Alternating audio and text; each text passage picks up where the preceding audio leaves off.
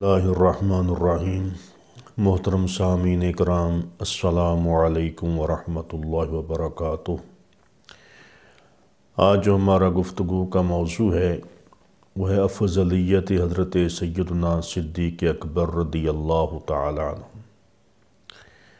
اور اس سے پہلے بھی ہم 3 نشستیں اسی موضوع کے اوپر بیان کر چکے ہیں، جن میں ہم نے 30 احادیثیں جو ہیں وہ آپ کے سامنے بیان کی تھیں، اور آج کی نشست میں بھی انشاءاللہ تعالی 30 حدیثیں جو ہیں وہ آپ کی خدمت میں پیش کریں گے۔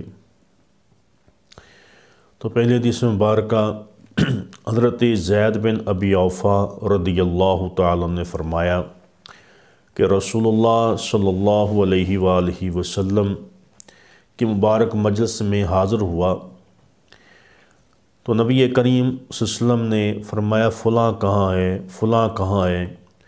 پھر حضور اکرم صلی اللہ علیہ وآلہ وسلم نے دیگر صحابہ اکرام کی طرف دیکھا، بعض کو موجود پایا، بعض غیر حاضر تھے، تو آپ نے پیغام بھیجا کہ ان کو بلا کر لاؤ۔ جیسے ہی آقا علیہ الصلوۃ والسلام نے پیغام بھیجا، وہ صحابہ اکرام بھی آقا علیہ الصلوۃ والسلام کی خدمت میں حاضر ہو گئے۔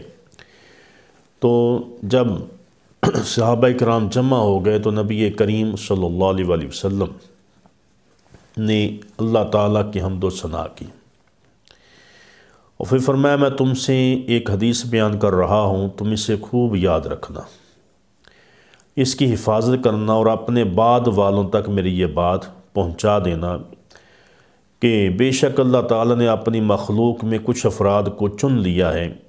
پھر آپ نے یہ آیت کریمہ تلاوت فرمائی، جس کا ترجمہ ہے کہ اپنی پسند کا شخص چنتا ہوں اور تمہارے آپس میں بھائی چارگی قائم کر دیتا ہوں، جیسا کہ اللہ تعالیٰ نے اپنے فرشتوں کے درمیان عقد مواخات قائم فرمایا ہے۔ تو اے ابو بکر، آپ اٹھیے اور میرے سامنے آ جائیے، بے شک مجھ پر آپ کا وہ احسان ہے جس کا بدلہ اللہ تعالیٰ آپ کو عطا فرمائے گا۔ اور پھر آپ فرمایا اگر میں دنیا میں کسی کو دوست بناتا تو آپ کو بناتا، آپ کا تعلق مجھ سے ایسے ہے جیسے میرے جسم کے اوپر میری قمیص ہے۔ اور پھر ابو بکر صدیق رضی اللہ تعالیٰ ایک طرف ہو گئے، اور پھر فرمایا کہ اے ابو حفص یعنی اے عمر، آپ میرے قریب آئیے۔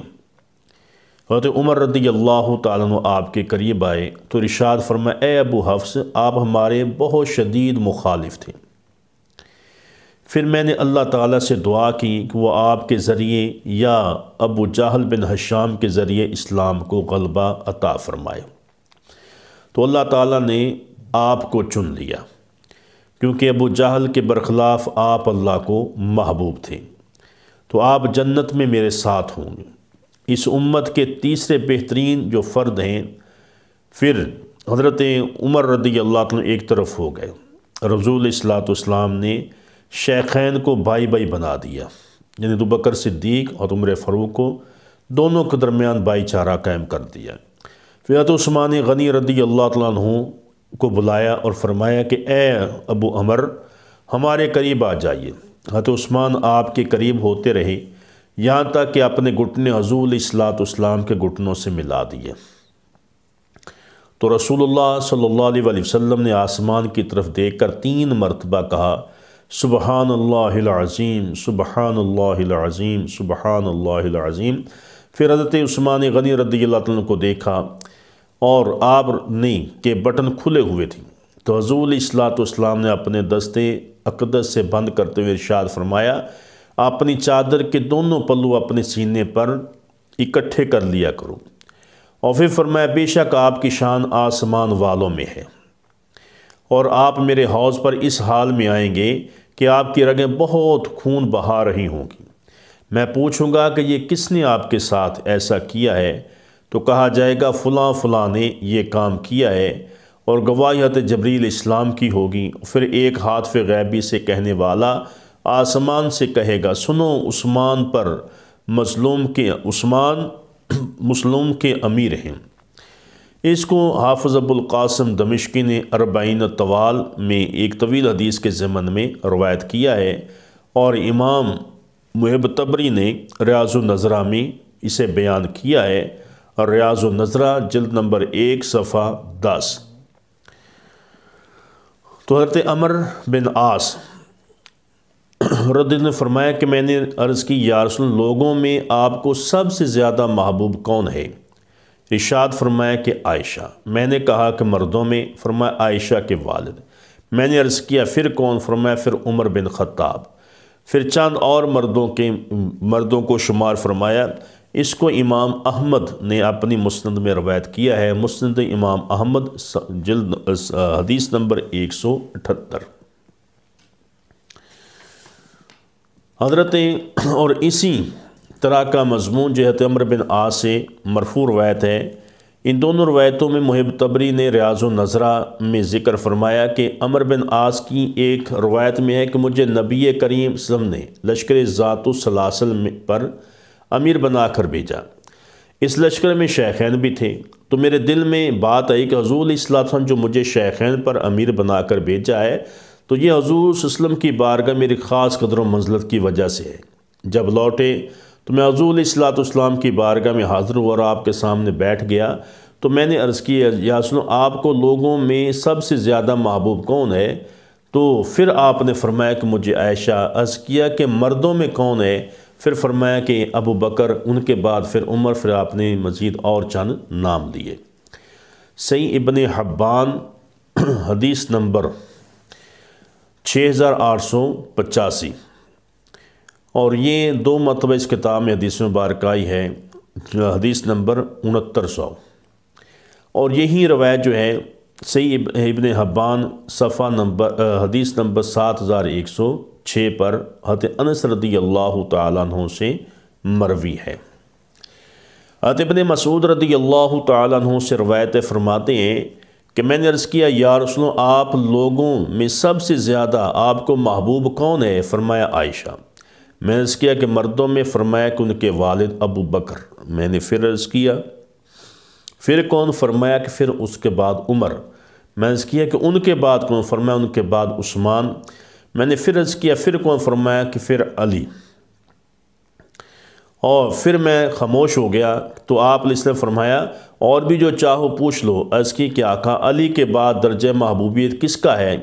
فرمایا کہ پھر طلحہ کا، پھر زبیر کا، پھر سعد کا، پھر عبد الرحمن بن عوف کا، پھر ابو عبیدہ بن جراح کا۔ تو ریاض النظرہ حدیث جلد نمبر 1 صفحہ 12 پر یہ حدیث مبارکہ موجود ہے۔ حضرت عبداللہ بن شقیق رضی اللہ تعالیٰ عنہ سے روایت فرماتے ہیں کہ میں نے سیدہ عائشہ صدیقہ رضی اللہ تعالیٰ عنہ سے پوچھا کہ رسول اللہ صلی اللہ علیہ وسلم کے صحابہ میں سے آپ کو سب سے زیادہ کون محبوب تھا؟ فرمایا کہ ابو بکر محبوب تھے۔ پھر کون؟ فرمایا کہ پھر عمر ہیں۔ عرض کیا کہ پھر کون؟ فرمایا ابو عبیدہ بن جراح ہیں۔ میں نے کہا پھر کون؟ تو آپ خاموش رہیں۔ اس کو امام ترمذی نے روایت کیا ہے اور کہا ہے کہ یہ حدیث حسن صحیح ہے۔ ان 5 حدیثوں مبارکہ کو علامہ محب تبری نے ریاض النظرہ میں روایت کیا ہے، ریاض النظرہ جلد نمبر 1 صفحہ 13، اور سنن ترمذی حدیث نمبر 3885۔ حضرت عائشہ صدیقہ رضی اللہ تعالیٰ عنہ سے پوچھا گیا کہ رسول اللہ صلی اللہ علیہ وسلم اگر خلیفہ بناتے تو کس کو بناتے؟ فرمایا کہ ابو بکر صدیق۔ تو عرض کیا پھر کس کو؟ فرمایا عمر کو۔ عرض کیا پھر کس کو؟ فرمایا ابو عبیدہ بن جراح کو۔ پھر یہیں رک گئیں۔ اس کو امام مسلم نے روایت کیا ہے، صحیح مسلم حدیث نمبر 2384۔ حضرت انس رضی اللہ تعالیٰ عنہ سے روایت ہے کہ رسول اللہ صلی اللہ علیہ وسلم نے ارشاد فرمایا بے شک اللہ تعالیٰ نے تم پر ابو بکر، عمر، عثمان اور علی کی محبت ایسے ہی فرض کی ہے جیسے نماز، روزہ، حج، زکوٰۃ فرض کیے ہیں۔ تو جس نے ان کی فضیلت کا انکار کیا تو ان کی نماز، زکوٰۃ، روزہ اور حج کچھ بھی مقبول نہیں ہوگا۔ اس کو امام محب تبری نے ریاض النظرہ میں بیان کیا ہے، جلد نمبر 1 صفحہ 19۔ حضرت انس رضی اللہ تعالیٰ عنہ نے فرمایا کہ میں نے رسول اللہ صلی اللہ علیہ وسلم کو فرماتے ہوئے سنا ہے کہ آپ فرما رہے تھے کہ مجھے حضرت جبریل علیہ السلام نے خبر دی کہ جب اللہ تعالیٰ نے حضرت آدم علیہ السلام کو پیدا فرمایا تو ان کے بدن میں روح ڈالی تو مجھے حکم دیا کہ میں ایک جنتی سیب لے کر اس کا رس ان کے گلے میں نچوڑوں۔ میں نے وہ سیب ان کے منہ میں نچوڑا تو اے محمد اس کے پہلے قطرے سے اللہ تعالیٰ نے آپ کو پیدا کیا، دوسرے سے ابو بکر کو، تیسرے سے حضرت عمر کو، چوتھے سے حضرت عثمان کو، اور پانچویں سے حضرت علی رضی اللہ تعالیٰ عنہ کو۔ تو آدم علیہ السلام نے اللہ تعالیٰ کی بارگاہ میں عرض کی، اے اللہ کہ یہ کون ہیں جنہیں تو نے معزز کیا ہے؟ تو اللہ تعالیٰ نے ارشاد فرمایا کہ اے آدم، یہ پانچویں تیسری اولاد میں، تیری اولاد میں خاص اشخاص ہیں۔ فرمایا یہ پانچوں مجھے میری تمام مخلوق میں زیادہ معزز ہیں۔ تو جبرائیل علیہ السلام نے کہا، پھر جب حضرت آدم علیہ السلام نے اپنے رب کے حکم میں لغزش واقع ہوئی تو عرض کی، اے رب، انہیں 5 صاحبان کی فضیلت اور ہستیوں کی عزت کے واسطے تو میری توبہ کو قبول فرما۔ تو اللہ تعالیٰ نے کی توبہ کو قبول فرما لیا۔ اس کو حدیث مبارکہ کو بھی امام محب طبری نے الریاض النظرہ میں ذکر کیا ہے، جلد نمبر 1 صفحہ 19۔ اور حضرت امام ترمذی رحمۃ اللہ علیہ نے حضرت ابن عمر رضی اللہ عنہ سے روایت کی، انہوں نے فرمایا کہ رسول اللہ صلی اللہ علیہ وسلم نے ارشاد فرمایا، سب سے پہلے مجھ سے زمین کھلے گی، یعنی قبر سے سب سے پہلے میں اٹھایا جاؤں گا، پھر میرے ساتھ ابو بکر، پھر عمر، اور پھر اہل بقی کے پاس آؤں گا، ان کو اٹھا کر جمع کیا جائے گا، پھر اہل مکہ کا انتظار کروں گا یہاں تک کہ ان کے حرمین کے درمیان جمع کیا جائے گا۔ سنن ترمذی حدیث نمبر 3292، مسند بزار حدیث نمبر 6143۔ اور یہی حدیث مبارکہ ابو حاتم سے جو بیان ہوئی ہے، اور ابن عمر سے بھی یہ حدیث مبارکہ جو ریاض النظرہ میں بھی موجود ہے، اور صحیح ابن حبان حدیث نمبر 6899۔ اور اس حدیث مبارکہ کو امام جلال الدین سیوطی رحمۃ اللہ علیہ نے تاریخ الخلفاء میں بیان کیا ہے، اور یہی حدیث مبارکہ جو ہے وہ امام حاکم نے مستدرک میں بیان کیا ہے، مستدرک حاکم حدیث نمبر 4429۔ اور حضرت ابن عمر رضی اللہ تعالیٰ عنہ سے روایت ہے کہ رسول اکرم صلی اللہ علیہ وسلم نے ارشاد فرمایا، میں پہلا شخص ہوں گا جس کی قبر کھلے گی، پھر حضرت بکر صدیق، پھر حضرت عمر فاروق، پھر حضرت عثمان کی قبریں کھلیں گی، پھر میں بقی والوں کے پاس آؤں گا، پھر میں مکیوں کا انتظار کروں گا، پھر ان کی قبریں کھلیں گی، پھر سب لوگ اپنی اپنی قبروں سے اٹھیں گے۔ تاریخ دمشق جلد نمبر 59 اور صفحہ نمبر 275۔ حضرت ابن عمر رضی اللہ تعالیٰ عنہ سے روایت فرمایا کہ حضور علیہ السلام کی زندگی میں ہی کہا کرتے تھے کہ آپ علیہ السلام کے بعد افضل امت میں ابو بکر صدیق ہیں، پھر عمر فاروق ہیں، پھر عثمان غنی ہیں۔ اس کو حافظ ابو داؤد نے مفاقات میں جمع کیا ہے، سنن ابی داؤد حدیث نمبر 4628۔ قاسم بن سلیمان ابن عمر رضی اللہ تعالیٰ عنہ سے روایت کرتے ہیں کہ آپ نے فرمایا، مہاجرین اور انصار کا اس بات پر اجماع ہے کہ رسول اللہ صلی اللہ علیہ وسلم کے بعد امت میں سب سے افضل حضرت بکر صدیق ہیں، اور پھر حضرت عمر فاروق ہیں، اور پھر حضرت عثمان غنی رضی اللہ تعالی عنہ ہیں۔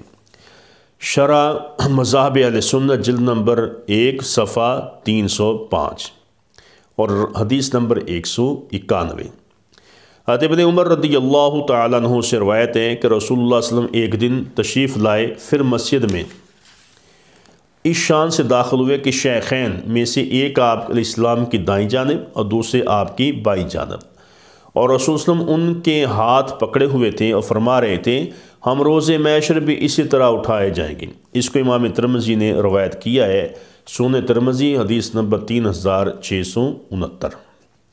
اور یہ حدیث مبارکہ جو ہے حضرت ابن عمر سے روایت ہے، اور اس کو امام طبری نے ریاض النظرہ میں بھی ذکر کیا ہے، المخلصیات حدیث نمبر 2944۔ اور یہی حدیث مبارکہ امام جلال الدین سیوطی رحمۃ اللہ تاریخ الخلفاء میں بھی ذکر کی ہے، اس کو امام حاکم نے بھی بیان کیا ہے، مستدرک حاکم حدیث نمبر 7746۔ امام ابو بکر بن عاصم نے السنہ میں ابن عمر رضی اللہ عنہ سے روایت کیا ہے کہ رسول اللہ صلی اللہ علیہ وسلم مسجد میں شان کے ساتھ داخل ہوئے کہ آپ کی دائیں جانب ابو بکر صدیق تھے اور آپ کی بائیں جانب حضرت عمر فاروق تھے، اور آپ نے ان کے ہاتھ کو پکڑا ہوا تھا کہ رسول ان دونوں پر ٹیک لگائے ہوئے تھے۔ پھر حضور علیہ السلام فرمایا کہ ہم روز معاشر بھی یوں ہی اٹھائے جائیں گے۔ السنہ لابی عاصم حدیث نمبر 1418۔ حارث بن ابی اسامہ نے اپنی مسند میں سلیم بن عبداللہ بن عمر رضی اللہ عنہ سے مرسل روایت کی ہے کہ رسول اللہ صلی اللہ علیہ وسلم نے ارشاد فرمایا میں قیامت کے دن ابو بکر اور عمر کے درمیان اٹھایا جاؤں گا۔ مسند الحارث حدیث نمبر 1120۔ اور ابو نعیم نے دلائل النبوہ میں اسی کی مثل حدیث مبارکہ حضرت سالم بن عبداللہ بن عمر سے روایت کی ہے۔ ان تینوں حدیث کو علامہ شاذلی نے شرح دلائل الخیرات میں بھی ذکر کیا ہے، المہرونیات اور حدیث نمبر 99۔ اور یہ حدیث مبارکہ امام ترمذی نے ابو ہریرہ سے بھی روایت کی ہے، امام طبرانی نے اوسط میں اس کو ذکر کیا ہے، امام جلال الدین سیوطی نے تاریخ الخلفاء میں ذکر کیا ہے، المعجم الاوسط حدیث نمبر 8258۔ ابو الحسن حربی ابن عمر رضی اللہ تعالیٰ عنہ سے روایت کرتے ہیں کہ ہم حضور علیہ السلام کے اپنے درمیان تشریف فرما ہوتے ہوئے بھی حضرت بکر صدیق، حضرت عمر فاروق، حضرت عثمان غنی اور حضرت علی کو بترتیب فضیلت بیان کرتے تھے۔ الریاض النظرہ جلد نمبر 1 صفحہ 22۔ حضرت ابو امامہ رضی اللہ تعالیٰ نے فرمایا کہ میں نے حضرت بکر صدیق کا حضور علیہ السلام سے پوچھتے ہوئے سنا۔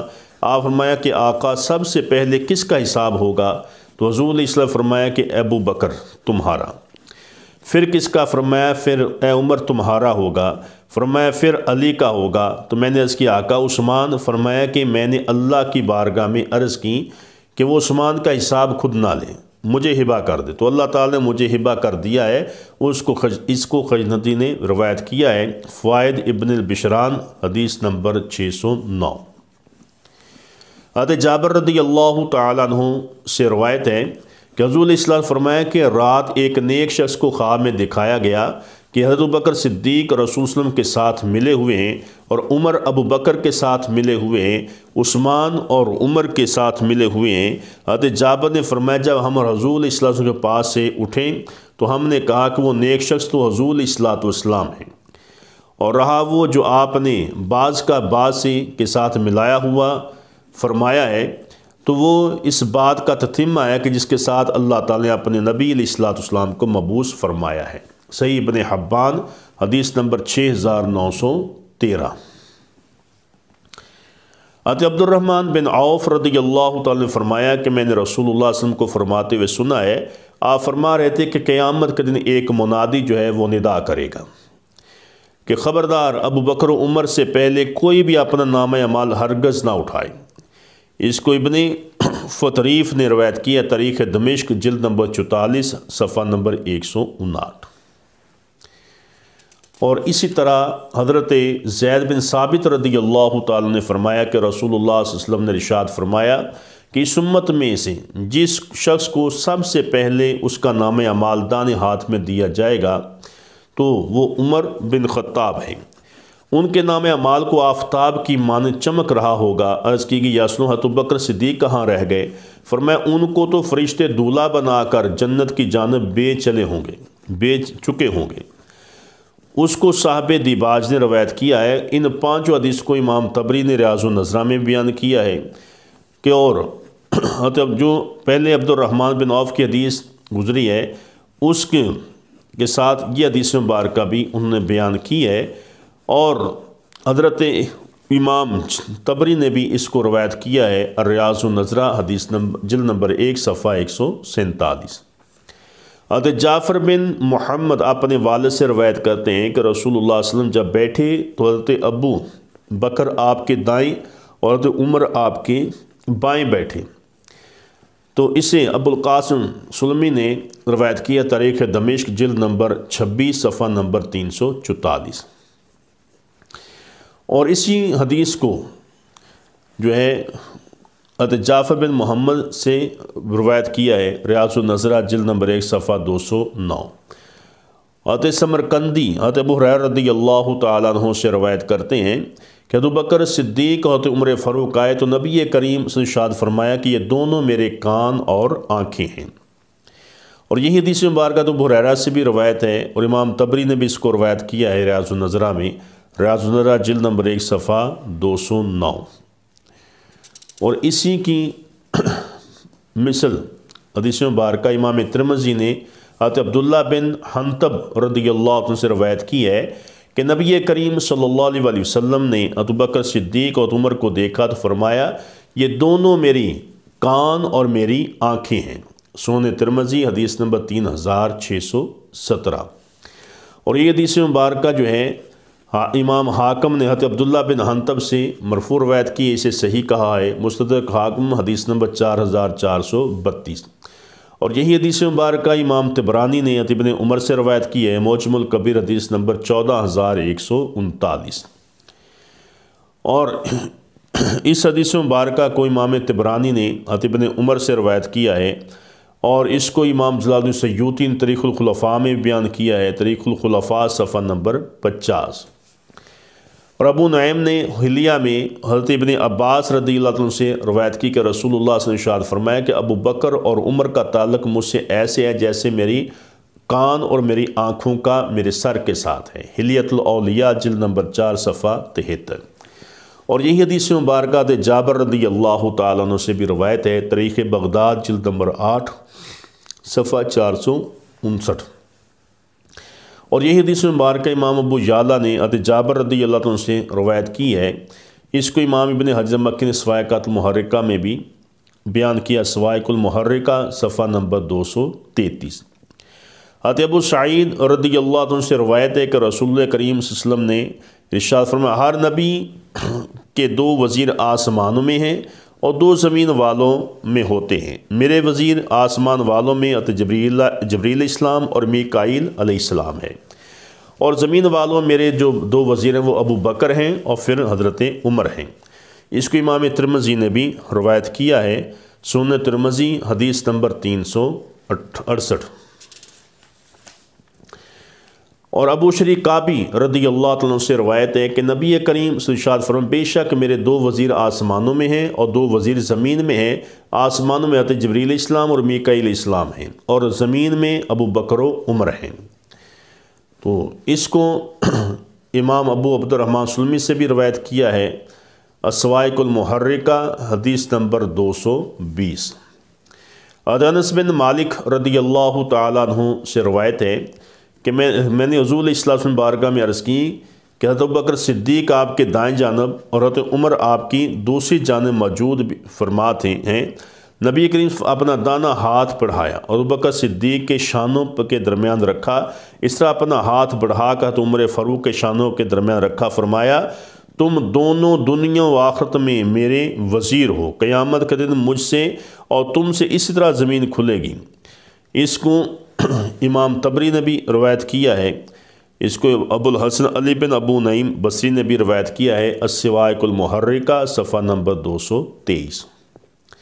حضرت حسن بن ابو الحسن بصری رضی اللہ تعالیٰ عنہ نے فرمایا کہ رسول اللہ صلی اللہ علیہ وسلم نے ارشاد فرمایا عرش کے پایوں پر یہ لکھا ہے کہ اللہ کے سوا کوئی معبود نہیں ہے، حضرت محمد صلی اللہ علیہ وسلم اللہ کے رسول ہیں، اور ان کے 2 وزیر ابو بکر صدیق اور عمر فاروق رضی اللہ تعالیٰ عنہ ہیں۔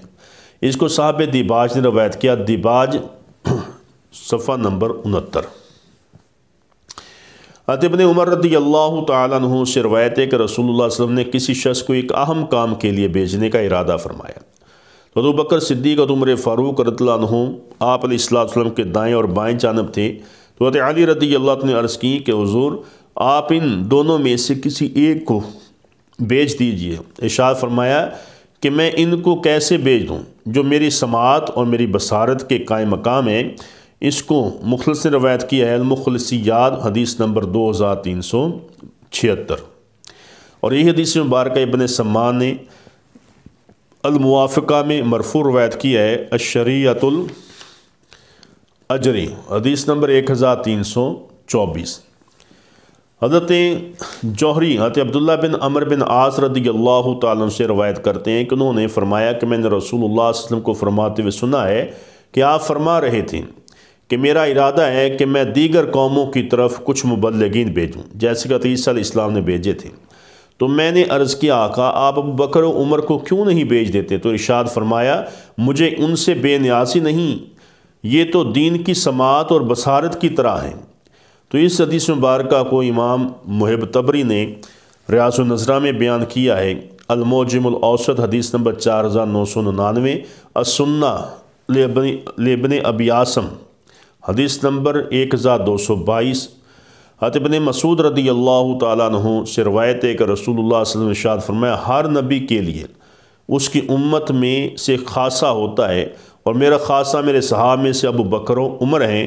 اس کو امام طبرانی نے روایت کیا، امام جلال السیوطی نے تاریخ الخلفاء میں بیان کیا، المعجم الکبیر حدیث نمبر 10008۔ اور اسی حدیث مبارکہ کو حضرت ابن مسعود نے بھی روایت کیا ہے، امام طبری نے اس کو ریاض النظرہ میں بیان کیا، تاریخ الخلفاء میں امام جلال السیوطی نے بیان کیا، تاریخ الخلفاء حدیث صفحہ نمبر 50۔ تو یہ وہ حدیث مبارکہ ہیں جن میں سیدنا ابوبکر صدیق رضی اللہ تعالیٰ عنہ کی شان اور آپ کا جو مقام ہے وہ نبی کریم سے بیان فرمایا کہ ابوبکر صدیق اور عمر فاروق یہ امت میں افضل ترین فرد ہیں، کہ انبیاء کرام کے بعد سب سے افضل جو ہیں وہ ابوبکر صدیق ہیں، پھر سیدنا عمر فاروق ہیں، پھر عثمان غنی ہیں، پھر سیدنا علی المرتضیٰ شیر خدا کرم اللہ وجہ الکریم ہیں۔ تو اللہ تعالیٰ کی بارگاہ میں دعا ہے کہ اللہ تعالیٰ ہم سب کو بہتر عمل کرنے کی توفیق عطا فرمائے۔ وما علینا الا البلاغ المبین۔